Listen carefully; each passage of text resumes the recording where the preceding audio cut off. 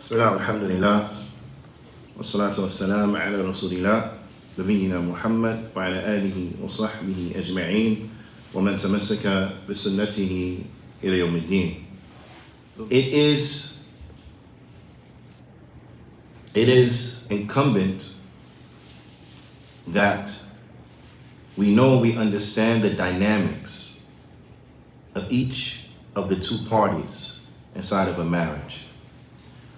Allah subhanahu wa ta'ala, He says in His noble book, وَمِن كُلِّ شَيْءٍ خَلَقْنَا زَوْجَيْنِ لَعَلَّكُمْ تَذَكَّرُونَ. Allah ta'ala, He says, in everything we made of two types. We made everything of two types, so that perhaps you will reflect, so that perhaps you will ponder, you will reflect, so that perhaps you will ponder, reflect, remember, and the like. The ulama, they mention two types. لأن من كل شيء في الكون, everything inside of this creation, you'll find صنفان. You'll find two types. Now, you have the male, you have the female. You have positive, negative. So you find two types. Now, whether that's with polarity, whether that's with the sexes, you find two types. Sinfan, two types. Mukhtalifan, two types that are different. Now, two types that are different. One of the marriage hacks, for lack of a better expression, right, is the ability to identify and to understand that the man is not like the woman, and the woman is not like the man. A lot of times, in a lot of marriages, they fall apart because the spouses fail to realize this. Each party wants the other to act as they act. Each party wants the other to respond like they would respond. And this ends often in much marital discord, and in many cases, it ends in divorce. Now, so it is incumbent that as men, and I'm speaking to the men first and foremost, as Allah Ta'ala addresses the men, وَعَاشِرُهُنَّ بِالْمَعْرُوفِ, and live with them in good. Now, وَعَاشِرُهُنَّ بِالْمَعْرُوفِ, live with them in good. Treat them good. From that is being patient with them. Being patient with the shortcomings that you may see arise from them. This is from that. Living with them in good is everything that we know to be good, right? So treating them good, speaking to them good, so on and so forth. But what enters into this is being able to be patient with their shortcomings. Now, that which will enable you to be patient with their shortcomings is that you have to be able to detect, to diagnose where this shortcoming is coming from, right? To break down the situation and to understand exactly what is going on right now. And sometimes, in often cases, that thing is due to the difference between men and women. It's due to the fact that something has happened and you as a man, instinctively, you look to deal with it like this. And this is your process. Whereas a woman, same situation, but she's different. So she's going to process that and thus respond to it in a manner that is instinctive to her, which is different from you. So what causes the confusion often, and especially with younger people, see, people like myself, we learn the hard way. We learn the hard way. Didn't necessarily have people telling us and giving us this type of advice. So we had to learn the hard way by getting the bumps and the bruises, and then all these years later, maybe you figure out, oh, subhanallah, that's what's going on. So it took us a lot longer to get there. Why? Because we didn't have that mentorship that was needed in these regards. But the point is that you'll come to realize it's not that we're saying two different things. It's not that we're looking at it differently in a sense of, yani, they may see it as positive, you see it as negative, or whatever the case is. This is not necessarily the case that we're actually disagreeing with each other. It's just that we have different ways of dealing with it. We have different ways of expressing ourselves. We have different ways of dealing with the situation. And when you're able to realize that there is a difference, then you're able to step back and you realize that that passion, that emotion that is coming forth because of whatever had taken place is not directed at you. You're not the intended target. That's just her way of expressing herself, right? And then on the flip side, the woman, she may and I'm talking in very general terms right now. And on the flip side, the woman, she may have to realize it's not that he doesn't care. It's not that he doesn't feel passionate about it. It's just that he's looking at it from a more rational sense of intellectually, rationally, how do I deal with this now? So his process is going to look a lot different because it's more intellectually based, whereas her process will maybe more emotionally based. Now there's benefit in both approaches, right? But both approaches are quite different. Now this is in general terms. Generally, you find men are more, they lean more to the intellectual side as far as dealing with problems, trying to make sense of it. Well, what happened? Why did it happen?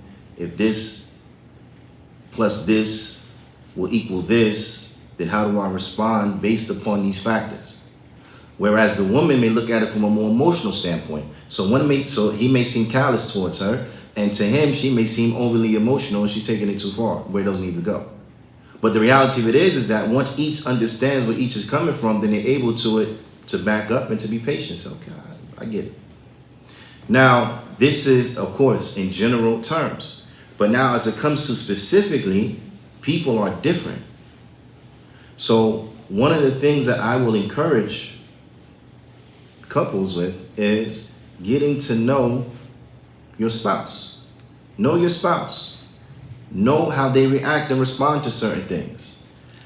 Know your spouse, meaning if they are talkative and they like to overly talk about a situation, then understand that. If you're a person who you have a low tolerance for that approach, then this is those compromises of marriage, right? Where you're going to have to allow her to talk maybe more, or maybe him, maybe he's talkative. So she may have to allow him to talk a little more than they would have because they're dealing with their spouse. And this is from what it means to be kind to them. Let them talk a little more than, you got it after the first two sentences, but they still want to go on with the story. Let them finish the story as much as you can. Now, of course, everyone is different, so it's compromise on both sides. Maybe they get all the way up to the last chapter of the story and they can see in your face, you can't handle no more. You're about to explode.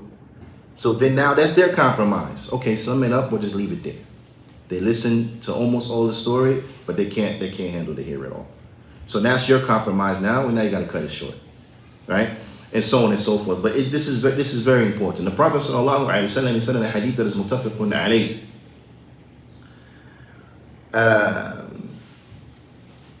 Now, he said in a hadith that is muttafaqun alayh, and it's from the hadith of Abu Hurairah radiyallahu ta'ala anhu. The Prophet sallallahu alaihi wasallam, he said, "Istawsu bin nisa." Treat the woman good. Now, so yes, targeting the men, because Allah Ta'ala, He targeted the men. وَعَاشِرُوهُنَّ. And you men, live with them women. Hunna is for women.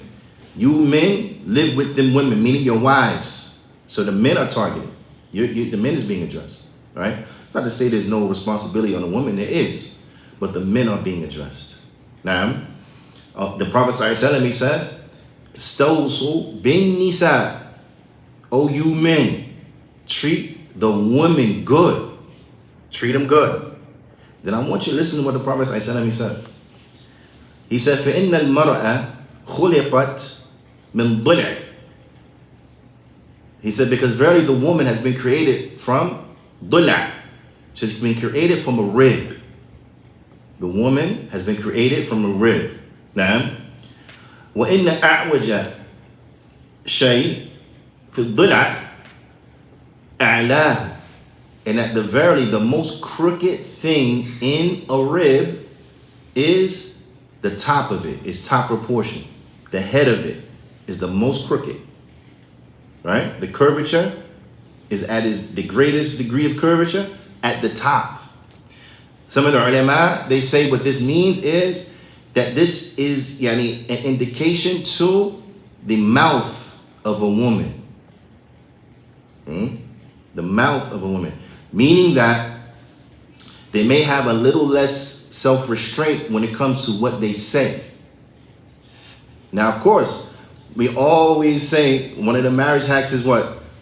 Watch what you say, control your tongue, right? Now that's in good scenarios. That's in the ideal case scenario. You watch what you say. We know as men, we think of, well, men are intellectual, brother. Yeah, we are, but we act very emotional at times as well.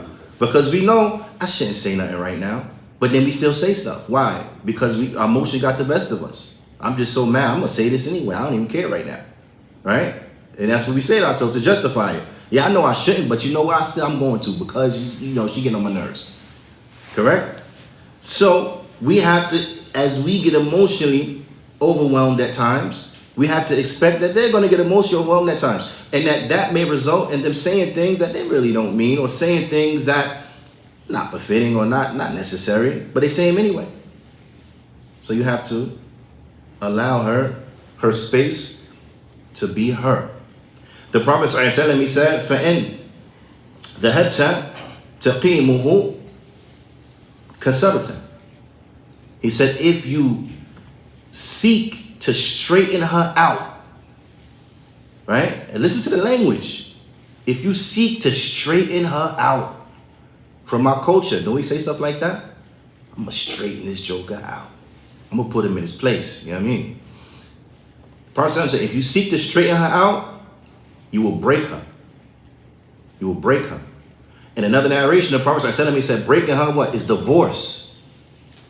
Because the reality of it is that she has curvatures. She is, see, I don't want to say crooked, right? But she has a curve.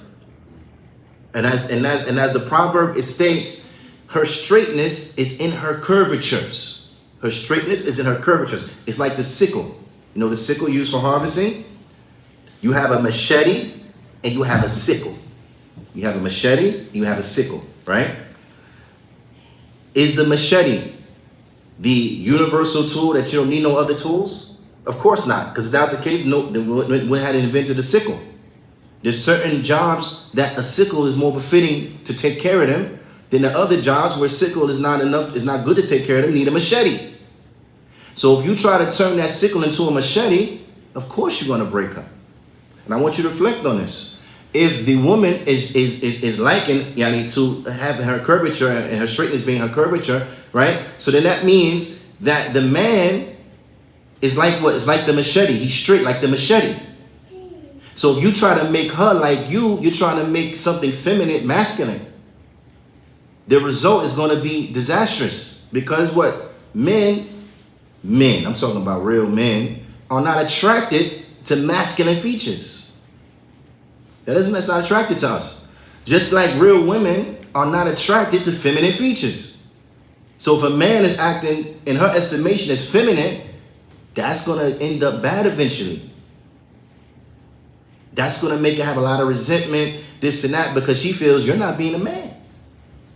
And at the same time, if the woman is acting extremely masculine, then that's going to lead to a lot of resentment. Because eventually the man is going to say, you're not acting very ladylike. That's not what I'm looking for. I want to marry a woman. Correct? So where is the logic in trying to straighten her out? Where's the logic in telling her, look, just stop all this emotional stuff and just intellectually break it down to me? No, that's how you process things. It's not she processes things. But there's benefit in each. When you get older, you step back. And a lot of times when you step back from a situation, meaning that the issue happened, and you look at it in hindsight, and you look at both approaches, you see the wisdom. You see the wisdom that was needed.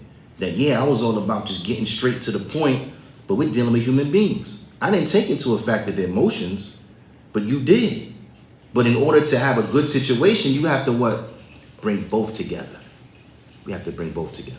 Now, which is extremely important. And then the Prophet ﷺ, he went on to say, وَإِن تَرَكْتَ, and if you left it, لَمْ يَزَلْ أَعْوَجْ, and if you left it, then it will stay crooked, or it will stay bent, right? And then the Prophet ﷺ, he reiterates at the end of this narration, فَاسْتَوْصُوا بِالنِّسَاءِ, so treat the women good. So treat the women good. Now, this is advice to myself, because we have to remind ourselves, right? The advice to everybody who's been married for many, many years, and advice to the new couples, and advice to those who are not married yet, because these are life skills or marriage hacks, for lack of a better term, that is needed for any successful marriage.